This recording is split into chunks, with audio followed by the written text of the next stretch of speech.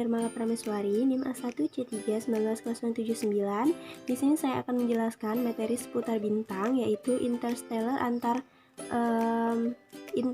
medium atau medium antar bintang. Langsung saja, saya akan menjelaskan dimulai dari pengertian interstellar medium atau disingkat dengan ISM yang berarti medium antar bintang. Medium antar bintang adalah materi atau kandungan yang terdapat di antara bintang-bintang atau di daerah sekitar lingkungan bintang dalam sebuah galaksi. ISM memainkan peran dalam astrofisika karena peranannya sebagai penengah antara skala-skala bintang dan galaksi.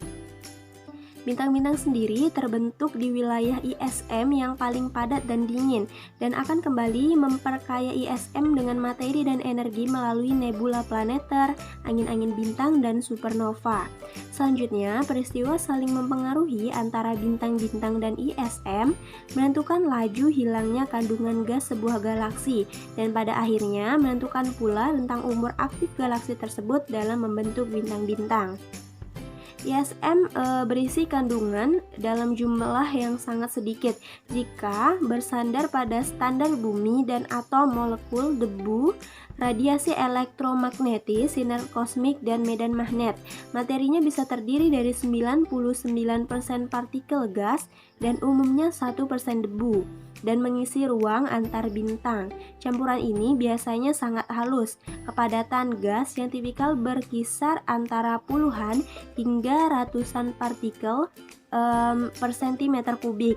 Akibat dari nukleosintesis primordial, gasnya menjadi sekitar 90% hidrogen dan 10%-nya helium.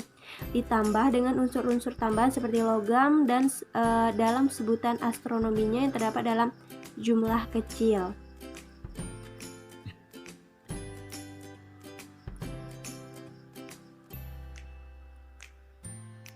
Kemudian di sini kita akan mempelajari mengenai wavelength observation atau kalau bahasa Indonesianya yaitu pengamatan panjang gelombang yang terlihat.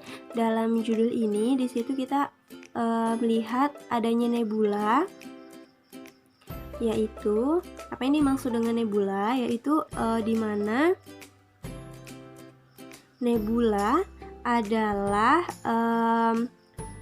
awan yang kabur. Jika dilihat dari sebuah teleskop kecil di langit, yaitu mengungkap lebih banyak awan gas dan debu, dan para astronom itu menyebut awan dan debu itu dengan sebutan nebula, atau dengan kata lain itu dengan kata lain kabut atau nop. Di sini terdapat macam-macam nebula. Yang pertama yaitu emisi nebula. Emisi nebula ini dihasilkan ketika sebuah bintang panas mengeluarkan gas di dekatnya untuk menghasilkan spektrum emisi. Bintang itu harus lebih panas dari sekitar 25.000 Kelvin.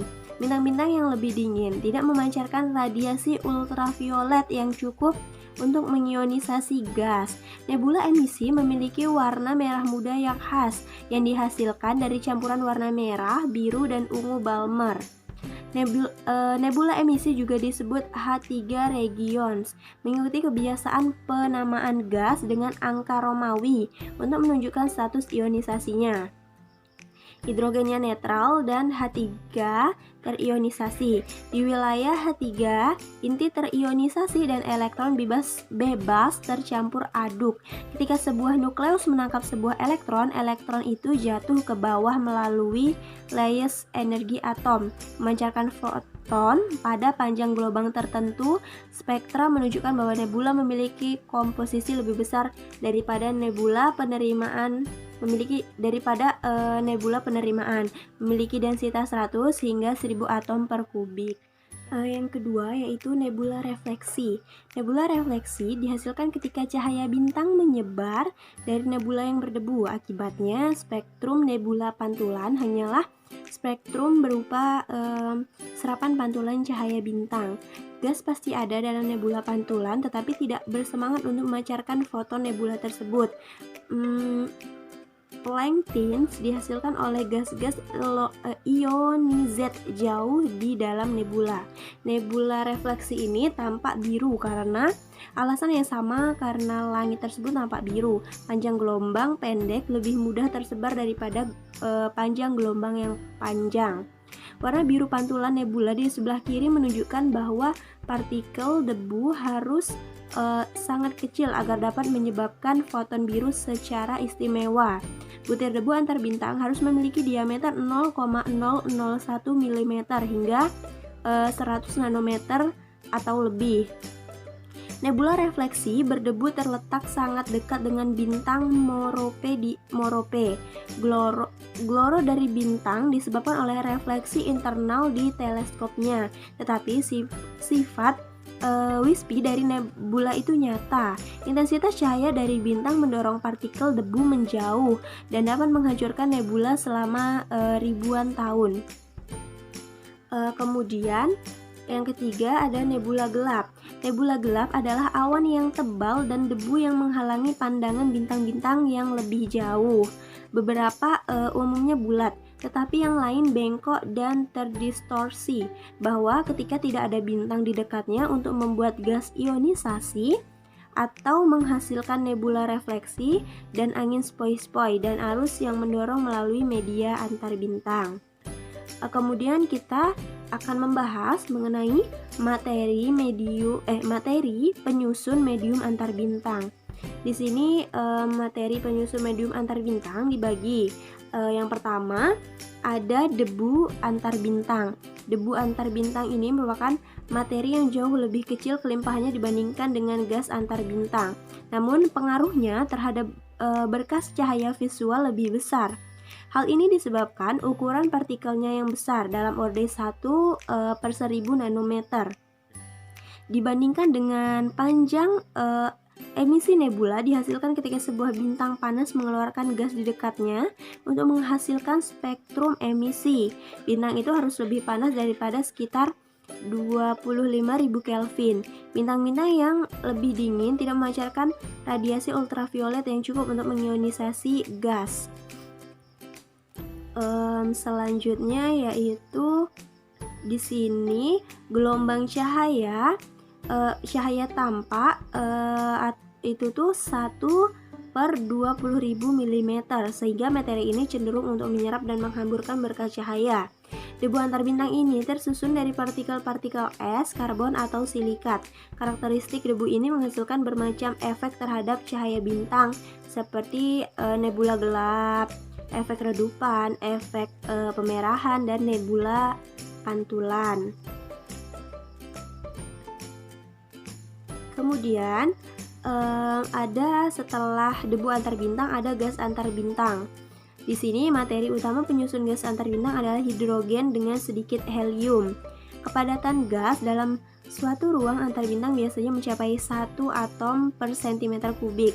Sementara di beberapa tempat kepadatan partikel gas antar bintang dapat mencapai 10⁵ atom per cm kubik. Namun kerapatan ini masih jauh lebih rendah daripada kerapatan gas di bumi, yaitu 10⁹ atom per cm kubik. Nebula gas ini dibagi menjadi 3 jenis, yaitu daerah H2, nebula emisi. Ini jika bintang muda dan panas golongan B dan O terletak dekat dengan nebula gas, maka pancaran ultra ungu dari bintang tersebut akan mengionisasi gas hidrogen yang terkandung di dalam nebula itu. Ketika ini, atom hidrogen menangkap elektron yang lain. Pada saat yang bersamaan dipancarkan pula radiasi elektromagnetik dalam panjang gelombang cahaya tampak. Akibatnya, cahaya dari bintang tersebut diubah menjadi cahaya tampak oleh nebula gas ini. Dan jika dilihat spektrumnya, nebula ini memberikan garis emisi yang kuat. Contohnya yaitu nebula Orion, daerah pedang Orion, nebula Lagon, dan nebula Trifid di Sagittarius. Selanjutnya yaitu yang kedua daerah H1, awan hidrogen netral. daerah awan gas ini tidak ada sumber gelombang UV yang dapat mengionisasi hidrogennya. Awan ini gelap, dingin, dan transparan. Pengamatan objek ini bergantung pada sifat yang dimiliki oleh inti atom hidrogennya. Diketahui bahwa pada elektron dan inti pada sebuah atom memiliki momentum spin. Keduanya dapat memiliki spin searah atau berlawanan. Dalam keadaan spin searah, atom memiliki tingkat energi yang lebih tinggi daripada spin yang berlawanan. Jika sebuah atom berada dalam keadaan spin searah, maka setelah 10 pangkat 6 tahun, atom tersebut akan berubah ke tingkat energi yang lebih rendah. Proses ini disebut elektron spin flux. Akan menghasilkan pancaran energi pada daerah panjang gelombang radio sekitar 21 cm. Maka pengamatan yang telah dilakukan pun lebih banyak dilakukan oleh para astronom radio. Yang ketiga, yaitu molekul antar bintang. Pengamatan radio telah menghasilkan penemuan sejumlah senyawa dalam sebuah awan gas.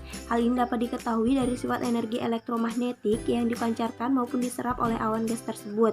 Di antara yang diketahui adalah molekul-molekul organik, molekul yang menjadi dasar kehidupan. Beberapa di antaranya adalah hidroksil radikal, amonia, air, metil, alkohol, metil sianida, formaldehid, dan lainnya. Kini kita ketahui bahwa ruang antar bintang tidaklah sehampa yang kita duga. Selain berperan dalam pembentukan bintang, awan gas dan debu antar bintang juga sangat dekat hubungannya dengan kehidupan kita sehari-hari di planet bumi. Karena disadari atau tidak, semua unsur yang ada di bumi dan tubuh kita berasal dari awan antar bintang. Jadi dapat kita simpulkan untuk intinya yaitu sebenarnya ruang antar bintang itu tidak kosong. Ada materi antar bintang atau yang disebut tadi dengan interstellar medium. Ada sebutan untuk pengisi kekosongan itu. Sedangkan untuk nebula adalah awan antar bintang yang terdiri dari debu, gas, dan plasma. Awalnya nebula adalah sebuah nama umum yang diberikan untuk semua objek astronomi yang membentang termasuk galaksi di luar Bima Sakti. Untuk macam-macam nebula ada 3 yaitu emisi nebula, nebula refleksi, dan nebula gelap. Kemudian materi penyusunan antar bintang ada nebula gelap, efek redupan, efek pemerahan, nebula pemantulan, dan gas antar bintang terdiri dari 3 bagian yaitu yang pertama daerah H2 nebula emisi, yang kedua daerah H1 awan hidrogen netral, dan yang ketiga molekul antar bintang. Saya kira sekian yang dapat saya sampaikan. Saya akhiri, wabillahi taufiq wal hidayah. Wassalamualaikum warahmatullahi wabarakatuh.